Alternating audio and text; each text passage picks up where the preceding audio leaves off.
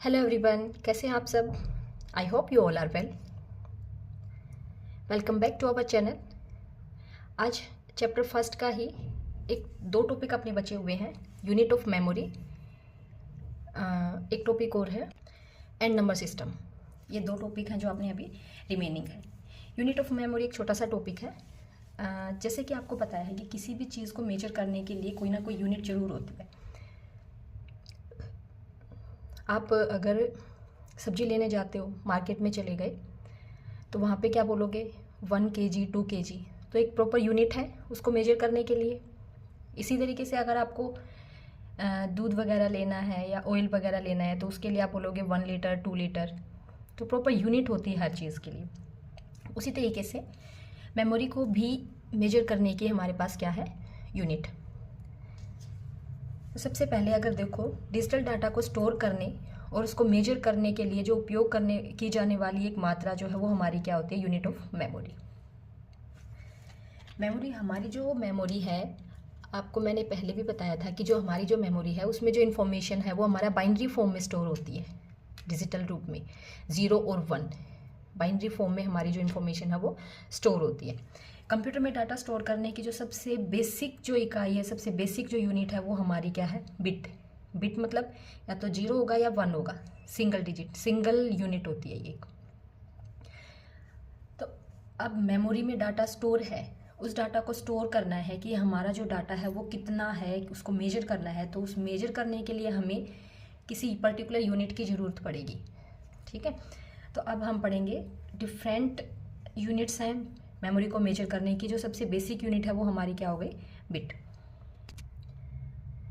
Bit क्या है, memory की सबसे स्मॉलेस्ट यूनिट जो है, सबसे छोटी इकाई जो है वो हमारी क्या है, बिट। एक बिट का मान या तो 0 होगा या फिर 1 होगा, मतलब बिट जो है उसकी वैल्यू या तो इधर 0 होगी या फिर इधर 1 होगी। अब बात करते हैं निबल। नहीं समझ में आ रहा तो एक बार देखो, आप मार्केट में गए हो, देखो आपने बोला 1 kg, वो तो लार्जेस्ट यूनिट हो गया। फिर ½ kg या फिर 1 पाव, ऐसे बोलते हैं हम। तो पाव क्या हो गया, छोटी यूनिट है ना एक तरह से मेजर करने की। तो हमारी जो मेमोरी है उसको मेजर करने की सबसे छोटी जो इकाई है वो हमारी क्या होती है, बिट। अब नेक्स्ट आता है हमारा निबल। जो निबल जो है, 4 बिट को जोड़ के हमारा एक निबल बनता है। तो 4 बिट के समूह को हम क्या बोल देते हैं, निबल। तो 1 निबल किसके बराबर हो जाएगा हमारा, 4 बिट के। 1 निबल किसके बराबर है, 4 बिट के। अब इससे नेक्स्ट जो आता है हमारा बाइट। इससे नेक्स्ट हमारा क्या आता है, बाइट। तो सबसे छोटी यूनिट हमारी हो गई बिट, उसके बाद उससे जो बड़ी है वो हमारी निबल, थर्ड वाली है हमारी बाइट। 8 बिट मिलके हमारी एक बाइट बनाते हैं। क्वेश्चन आपसे पूछा जाता है, एक बार लास्ट ईयर क्वेश्चन पूछा गया था कि 1 nibble equals to how much bit, की एक निबल में कितनी बिट होती हैं। तो 1 निबल में 4 बिट, अगर बाइट का पूछा जाए तो एक बाइट में 8 बिट होते हैं। तो 8 बिट के समूह को हम बाइट बोलते हैं। ठीक है ना। एक बाइट जो है, मान लिया हमने कीबोर्ड से कोई भी कैरेक्टर, कोई भी अल्फ़ाबेट ABCD कोई भी हमने एक भी अगर प्रेस किया है, क्लिक किया है, तो जो एक कैरेक्टर को रिप्रेजेंट करने के लिए हमें एक बाइट की ज़रूरत होती है। ठीक है ना। मान लिया मैंने कैरेक्टर A को प्रेस किया तो हमारे 8 बिट बिन के तब जाके उस एक कैरेक्टर को दिखाएंगे। ठीक है, तो 1 byte equals to 8 bit. Next जो यूनिट है हमारी वो है किलोबाइट। किलोबाइट क्या होता है, 1024 बाइट मिलके हमारा 1 किलोबाइट बनाते हैं। तो 1 kilobyte equals to 1024 byte. Kilobyte जो है उसकी शॉर्ट फॉर्म हम लिख सकते हैं 1 KB इक्वल टू 1024 बाइट। अब ये याद रखना, जो कैपिटल B है ना वो तो रिप्रेजेंट करता है हमारा बाइट को, और जो स्मॉल b है वो हमारा बिट के लिए यूज़ होगा। कभी भी हम KB स्मॉल ऐसे नहीं लिख सकते, ये गलत हो जाएगा। ठीक है ना। कैपिटल B है तो इसका मतलब किलो बाइट है, अगर ये होगा तो ये किलो बिट होगा। हम बात कर रहे हैं कि 1 किलो बाइट के अंदर 1024 बाइट होते हैं। ठीक है। अब उसी तरीके से हमारी इससे जो बड़ी यूनिट है वो आ गई हमारी मेगाबाइट। ये मेमोरी को मेजर करते हैं। आपने कभी सुना होगा ना कि नेट में नेट रिचार्ज कर दिया 2 GB का, 1 MB का, 500 MB बचे हैं हमारे नेट में, तो ये क्या है, मेजर कर रहे हैं आपके डाटा को, है ना। अब आ गई हमारा मेगा बाइट। मेगा बाइट को शॉर्ट फॉर्म में लिख सकते हैं हम MB, ठीक। तो 1024, इससे ऊपर वाली यूनिट क्या थी, किलोबाइट, तो 1024 किलोबाइट मिलके हमारा 1 मेगाबाइट बना देंगे, ठीक। तो 1 मेगाबाइट इक्वल टू 1024 किलोबाइट, या फिर 1 MB इक्वल टू 1024 KB। इनको किलोबाइट को शॉर्ट फॉर्म में लिखा है, मेगाबाइट को शॉर्ट फॉर्म में लिखा है। और इसको हम और भी फर्दर एक्सपेंड कर सकते हैं कि 1024, और किलोबाइट क्या था हमारा, 1024 बाइट, लिख सकते हैं ना इसको, ठीक। अब उसके बाद हमारी इससे भी जो बड़ी यूनिट आती है वो हमारी क्या है, गीगाबाइट, जिसको बोलते हैं GB। कितने GB का नेट रिचार्ज करवाया है हमने, सुनिए, ये टर्म तो आपने सुनी होगी ना। तो ये हमारी क्या है, मेमोरी को मेजर करने की ही यूनिट है। अब 1024, इससे पहले वाली यूनिट थी हमारी मेगाबाइट, 1024 मेगाबाइट मिलके हमारा 1 गीगाबाइट बनाते हैं। तो 1 गीगाबाइट इक्वल टू 1024 मेगाबाइट, या 1 गीगाबाइट को हम 1024 MB भी बोल सकते हैं। इसको अगर हम फर्दर एक्सपेंड करना चाहें तो MB जो था हमारा वो क्या था, 1024 किलोबाइट, तो इसको हम लिख सकते हैं 1024 किलोबाइट। अब किलोबाइट को फर्दर और भी ओपन कर सकते हैं, 1024 मल्टीप्लाई 1024, और किलोबाइट क्या था हमारा, 1024 बाइट। तो 1 गीगाबाइट बाइट में इतनी बाइट होती हैं, इतने किलोबाइट होते हैं और इतने मेगाबाइट होते हैं, ठीक है। अब नेक्स्ट आता है हमारा टेराबाइट। क्या आ गया हमारा, टेराबाइट। टेराबाइट जो है हमारा, ये गीगाबाइट से भी बड़ी यूनिट होती है। 1024 गीगाबाइट को मिला के हमारा 1 टेराबाइट बनता है। तो 1 terabyte equals to 1024 gigabyte. Short form में टेराबाइट को हमने TB लिखा है, और 1024 यहाँ पे गीगाबाइट को G और B में लिखा है। अब हम इसको अगर एक्सपेंड करेंगे तो 1 टेराबाइट इक्वल टू 1024 गीगाबाइट था। गीगाबाइट में किससे मिलके बना था, 1024 मेगाबाइट से। 1024 मेगाबाइट मिलके बना था 1024 किलोबाइट से। 1024 किलोबाइट जो था वो हमारा 1024 बाइट से मिलके बना था, है ना। और ये एक बाइट में होती है हमारी 8 बिट। इसको और भी फर्दर एक्सपेंड करना चाहे तो ये सारे लिख के मल्टीप्लाई 8 करेंगे तो यहाँ पे बिट आ जाएगा। तो बिट से यूनिट थी हमारी बड़ी, बाइट, बाइट से बड़ी थी हमारी किलोबाइट, किलोबाइट से बड़ी थी हमारी मेगाबाइट, मेगाबाइट से बड़ी हमारी गीगाबाइट, और गीगाबाइट से भी बड़ी हमारी कौन सी होती है, टेराबाइट। समझ गए। तो स्मॉलेस्ट यूनिट है हमारी बिट। अब टेराबाइट से भी ज़्यादा यूनिट होती हैं, पेटाबाइट भी होती है, योटोबाइट भी होती है, लेकिन हमें वो सब नहीं पढ़ना है। आपके सिलेबस के अकॉर्डिंग अभी आपको टेराबाइट तक ही पता होना चाहिए, ठीक है। अब हम अपना लास्ट टॉपिक स्टार्ट करते हैं। लास्ट तो क्या, इसके बाद शायद एक वीडियो और बन जाएगी, क्योंकि कन्वर्जन जो है नंबर सिस्टम का वो थोड़ा सा मुझे एक्सप्लेन करना पड़ेगा। तो उससे पहले एक बार आप नंबर सिस्टम के बारे में इसी वीडियो में जान लो। नेक्स्ट वीडियो में हम कन्वर्जन ऑफ नंबर सिस्टम करेंगे। सबसे पहले हमारा नंबर सिस्टम इंट्रोडक्शन, संख्या प्रणाली। अब आप एक बात देखो, नंबर सिस्टम का यूज क्यों किया गया है। कोई भी इंफॉर्मेशन जो है ना उसको रिप्रेजेंट अगर हमें करना है तो हमें नंबर सिस्टम की ज़रूरत पड़ती है। क्योंकि हम जब भी कंप्यूटर में डाटा स्टोर कर रहे हैं, या कोई भी कैरेक्टर या कोई भी वर्ड अगर हम लिख रहे हैं, तो कंप्यूटर उसको किस में कन्वर्ट कर लेता है, नंबर की फॉर्म में, है ना। क्योंकि कंप्यूटर ओनली नंबर्स को ही समझता है। हम जितने भी कैरेक्टर्स, कुछ भी कोड लिख रहे हैं, कोई भी कैरेक्टर लिख रहे हैं, या फिर कोई भी नंबर ये वर्ड वगैरह लिख रहे हैं, उन सब को ही नंबर की फॉर्म में स्टोर करता है कंप्यूटर, ठीक। तो इसीलिए हमें किसकी ज़रूरत पड़ रही है, नंबर सिस्टम की। अब नंबर सिस्टम जो हमारे कई तरीके के होते हैं, टाइप ऑफ नंबर सिस्टम। एक होता है हमारा बाइनरी नंबर सिस्टम, जिसमें डाटा हमारा 0-1 के फॉर्म में है। Octal number system, decimal number system और हेक्साडेसिमल नंबर सिस्टम। इन सब नंबर सिस्टम के बारे में 1 बाय 1 हम स्टडी करेंगे। सबसे पहले हम पढ़ते हैं binary number system. Binary number system से पहले आपको पता होगा कि डेसिमल क्या होते हैं। जो हम सिंपल जो काउंटिंग पढ़ रहे हैं ना, 0 से लेकर 9 तक, सिंपल काउंटिंग जो आज तक पढ़ते हुए आ रहे हो, 1 2 3 4 5 6 7 8 9, ये हमारे डेसिमल नंबर ही है, ठीक है ना। तो डेसिमल नंबर जो होते हैं उनका बेस होता है हमारा 10, उनका आधार जो होता है वो 10 होता है। अब हम बात करते हैं अपने बाइनरी नंबर सिस्टम की। बाइनरी नंबर सिस्टम में केवल 2 नंबर ही यूज़ होते हैं, एक तो 0 और एक 1। बस इन 2 नंबर्स का ही सारा खेल है इसके अंदर। बाइनरी नंबर जो सिस्टम होते हैं, इनका जो आधार जो होता है वो 2 होता है, इनका जो बेस होता है वो क्या होता है हमारा 2 होता है, क्योंकि इसमें केवल 2 ही डिजिट है। बाइनरी नंबर सिस्टम में जितने भी अंक होंगे ना उनको बाइनरी डिजिट या बिट बोला जाता है। क्या बोला जाता है? बाइनरी डिजिट या फिर बिट।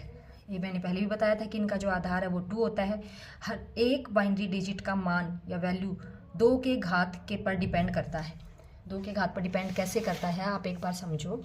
मान लिया मैंने यहाँ पे आपको एक नंबर दे रखा है 1010, ये हमारा बाइनरी के फॉर्म में है ये डाटा, क्योंकि हमारा आधार ये जो लिखा हुआ है ना ये 2, इससे समझ जाना कि हमारा बाइनरी नंबर सिस्टम है। अगर यहीं पे यहाँ इसको मैं बोलूँ कि इसको कन्वर्ट कर दो डेसिमल में, यहाँ पे 10 लिखा है तो इसका मतलब यहाँ पे क्या है? डेसिमल वैल्यू आएगी। सिंपल जो नंबर होते हैं।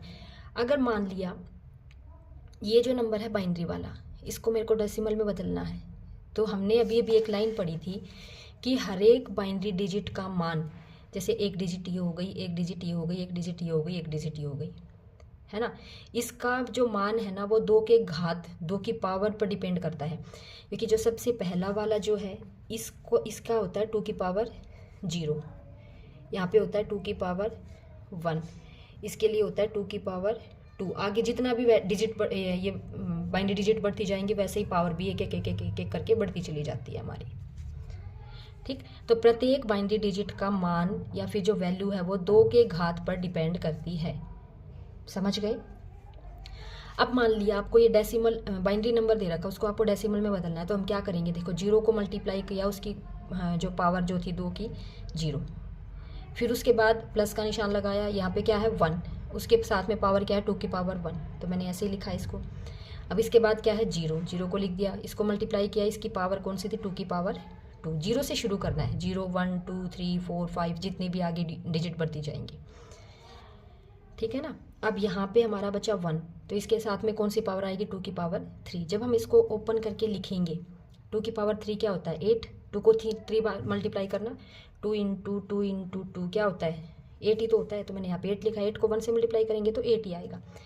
2 की पावर 2, 2 की घात 2, 2 दूनी 4, तो 4 को 0 से मल्टीप्लाई करेंगे 0 ही आना है। 2 की पावर 1 मतलब 2, 2 को 1 से मल्टीप्लाई करेंगे 2, 0 को किसी भी नंबर से मल्टीप्लाई करो 0 ही आना है हमारा। जब इनको ऐड किया तो हमारा 10, तो ये हमारा एक डेसिमल नंबर आ गया। कैसा नंबर आ गया? डेसिमल।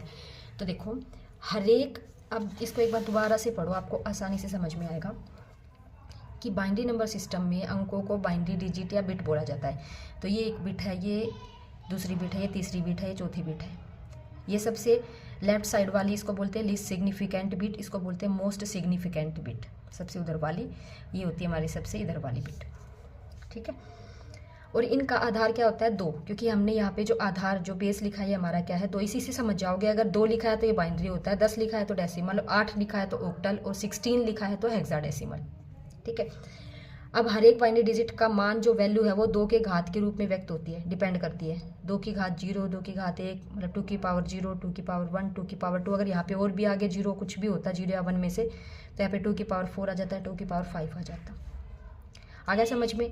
ये हमारा बाइनरी नंबर सिस्टम। जब इनका कन्वर्जन करोगे तो आपको थोड़ा सा और अच्छे से एक्सप्लेन हो जाएगा, अच्छे से दिमाग में आपके ये फिट हो जाएगा। अब अपना नेक्स्ट पढ़ते हैं ऑक्टल नंबर सिस्टम। जो ऑक्टल नंबर सिस्टम है ना, ऑक्टल मतलब होता है 8, ऑक्टेट का मतलब होता है 8। तो इसमें आधार होता है हमारा 8। जब 8 आधार है तो हमारे नंबर जो होंगे वो 0 से लेके 7 तक होते हैं। 1 से शुरू नहीं होगा, 0 से शुरू होगा। अगर हम लिखे 0 1 2 3 4 5 6 7, कितने नंबर हो गए 1 2 3 4 5 6 7 8, 8 नंबर हो गए ना। ठीक है। तो ये संख्या 0 से 7 तक होती है। 0 1 2 3 4 5 6 7 इनकी संख्या। और जो बाइनरी वाला था वो क्या था हमारा 0 या फिर 1, क्योंकि 2 ही नंबर थे इसमें। इसका आधार था 2, इसका आधार है 10, इसमें 2 ही नंबर थे, इसमें 8 नंबर है 0 से लेके 7 तक। इसमें सबसे बड़ा अंक जो है वो 7 होता है। सबसे बड़ा नंबर कौन सा है 7 है। सबसे छोटा कौन सा है हमारा 0। 1 to 8 नहीं लिखना है, 0 to 7। ठीक है। यहाँ हर अंक आधार 8 की घात 2 के रूप में व्यक्त किया जाता है। बाइनरी में किसकी घात थी, किसकी पावर लिखी गई थी 2 की, लेकिन ऑक्टल नंबर है तो 8 की पावर की फॉर्म में लिखा जाता है। जैसे मैंने एक नंबर लिखा है 2057। 2057 यहाँ पे आधार क्या है हमारा 8 है। ठीक है ना। ये एक नंबर है जो कि ऑक्टल नंबर है और इसको हमने आधार लिखा है 8। अब देखो सिंपल, अगर मैंने 15 लिख दिया तो मेरे को नहीं पहचान में आएगा कि ये डेसिमल नंबर है या बाइनरी नंबर है या ऑक्टल नंबर है। सॉरी, बाइनरी तो पहचान में आ जाता है कि अलग से 0 और 1 मिलेगा, लेकिन अब इसको कैसे बताओगे कि ये हमारा ऑक्टल नंबर है या डेसिमल नंबर है। अगर आपको यहाँ पे 8 लिखा है तो इसका मतलब समझ जाना ये हमारा ऑक्टल नंबर है। अगर इसी के यहाँ पे हमारा 10 लिखा होता तो ये हमारा कौन सा नंबर होता, डेसिमल नंबर होता। ठीक है, तो हमें एक एग्जांपल दे रखा है ये वाला, ये हमारा एक ऑक्टल नंबर है। मैंने अगर आपको बोला कि इस ऑक्टल नंबर को डेसिमल में बदल दो, तो उसको बदलने के लिए आप क्या करोगे, वही यहाँ पे 8 की घात 0 से शुरू करना है, यहाँ पे 8 की पावर 1, यहाँ पे 8 की पावर 2 और यहाँ पे 8 की पावर 3। इनको आपस में मल्टीप्लाई करके और जोड़ते चले जाओ। जैसे 7 था, 7 को लिखा, इसको मल्टीप्लाई किया 8 की पावर 0 से। ऐसे ही 5 × 8 की पावर 1, 0 × 8 की पावर 2 प्लस 2 × 8 की पावर 3। जब हम इसको सोल्व करेंगे, सोल्व करने के बाद 8 को 3 बार मल्टीप्लाई करो, फिर उसको 2 से मल्टीप्लाई करने के बाद हमारा आंसर आ जाएगा 1024। लेकिन और यहाँ पे 8 की पावर 2 है, लेकिन मल्टीप्लाई कितने है से है 0 से, तो 0 से किसी भी नंबर को गुना करेंगे तो आंसर 0 ही आएगा। जब हम इसको पूरा सोल्व करेंगे तो हमारा ये ऑक्टल से डेसिमल में कन्वर्जन हो गया एक तरह से, समझ गए। तो ऑक्टल नंबर सिस्टम जो है ना, उसमें आधार होता है 8, संख्या होती है 0 से लेके 7 तक, इसके अलावा नंबर नहीं होगा। मतलब कि यहाँ पे जैसे 2057, अगर मैंने यहाँ पे लिख रखा 2579, क्या ये ऑक्टल नंबर होगा? नहीं, क्योंकि यहाँ जो ऑक्टल नंबर है ना, उसमें 0 से लेके 7 तक की डिजिट आएंगी। ये 9 जो है यहाँ पे आ ही नहीं सकता। इससे भी पहचान जाओगे कि हमारा ऑक्टल नंबर नहीं है, समझ गए। अब नेक्स्ट पढ़ते हैं अपना हेक्साडेसिमल नंबर सिस्टम। हेक्साडेसिमल होता है 16 के लिए। किसके लिए? 16 के लिए। तो जैसे बाइनरी का आधार था 2, ऑक्टल का आधार था 8, हेक्साडेसिमल का होता है आधार 16। इसका जो बेस है वो क्या होता है हमारा 16। तो 16 होता है, तो इसमें 0 से लेके 9 तक, 0 से लेके 9 तक तो होते हैं नंबर, 0 से 9 तक क्या होते हैं नंबर। उसके बाद जो 10 से लेके 15 तक ये हमारे अल्फ़ाबेट्स होते हैं, ABCDEF। इसमें पहले 10 अंक तो डेसिमल नंबर होते हैं, शेष 6 अंकों को हम ABCDEF के रूप में लिखते हैं। A को दिखाएगा हमारा 10 को, B का मान होता है 11, C का मान होता है 12, D का 13, E का 14 और F का 15। ठीक है, तो ये डेसिमल भी है और हेक्साडेसिमल नंबर जो है हमारे ये होते हैं। अब यहाँ पे क्या होगा, हर एक की पावर, हर एक नंबर किस पे डिपेंड होता है, 16 की पावर पे, 16 की घात पे। जैसे मैंने लिखा है 1AF16। अब इस नंबर को तो आप इसीलिए पहचान पाओगे कि जहाँ पे कैरेक्टर भी आ गया, नंबर भी आ गया, तो इसका मतलब ये हमारा कैसा नंबर है, हेक्साडेसिमल नंबर होगा, है ना। थोड़ा सा कन्फ्यूजन आया था डेसिमल में और ऑक्टल वाले में, लेकिन ऑक्टल को इस ऐसे पहचान सकते हैं कि भाई उसमें अगर 9 से 8 से ज़्यादा नंबर कोई लिखा आ गया तो वो हमारा ऑक्टल होगा ही नहीं, मतलब तो और ऑक्टल डेसिमल में क्या है हमारा 0 से लेके 9 तक वैल्यूज़ आ सकती है। अब मान लिया इसको भी मेरे को डेसिमल में बदलना है, तो हम क्या करेंगे, वही 16 की पावर 0, 16 की पावर 1, 16 की पावर 2, 0, 1, 2 पावर ऐसे बढ़ती चली जाएगी। तो मैंने F को मल्टीप्लाई किया 16 की पावर 0 से 16 की घात 0, A को मल्टीप्लाई किया 16 की घात 1, 1 को मल्टीप्लाई किया 16 की घात 2। जब हम ऐसे इसको सोल्व करेंगे तो हमारा आंसर आ जाएगा 431। ये हमारा इसका डेसिमल आ जाएगा। तो हेक्साडेसिमल से डेसिमल में कन्वर्ट करके दिखाया यहाँ पे। ठीक है, तो आज हमने पढ़ा है binary number system, decimal number system, hexadecimal number system और एक ऑक्टल नंबर सिस्टम। बाइनरी में 2 ही वैल्यूज़ थी, 0 और 1, इसका आधार था 2।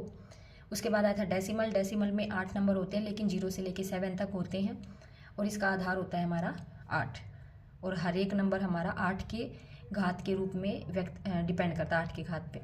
उसी तरीके से हमारा हेक्साडेसिमल जो कि हमारा 0 से लेके 16 तक होता है, जिसमें 0 से लेके 9 तक तो हमारे डेसिमल नंबर ही होते हैं, सिंपल काउंटिंग, और 10, 11, 12, 13, 14, 15 को हम ABCDEF की फॉर्म में लिखते हैं, A से लेके F तक। ठीक, तो ये हमारा था आज के टॉपिक, जिसमें हमने सबसे पहले पढ़ा था यूनिट ऑफ मेमोरी और उसके बाद हमने इंट्रोडक्शन लिया है नंबर सिस्टम के बारे में। इससे नेक्स्ट वीडियो में हम कंटिन्यू रखेंगे अपना चैप्टर 1 का last topic, that is conversion of number system, कि एक नंबर सिस्टम को दूसरे में कैसे बदला जाए। थोड़ा सा आइडिया तो आपको इसी वीडियो में लग गया होगा कि अगर नॉर्मल नंबर सिस्टम है, कोई भी उसको डेसिमल में बदलना है तो हमने कैसे बदला है, लेकिन डेसिमल से बाइनरी, डेसिमल से ऑक्टल, डेसिमल से हेक्साडेसिमल, ठीक है, ऑक्टल से डेसिमल, इस तरीके से हम कैसे कन्वर्ट करेंगे, कैसे बदलेंगे एक नंबर को दूसरे नंबर सिस्टम में। तो इसके लिए हम नेक्स्ट वीडियो में कंटिन्यू करेंगे अपने इस सीरीज़ को। ओके स्टूडेंट्स, आई होप आपको ये वीडियो अच्छी लगी होगी।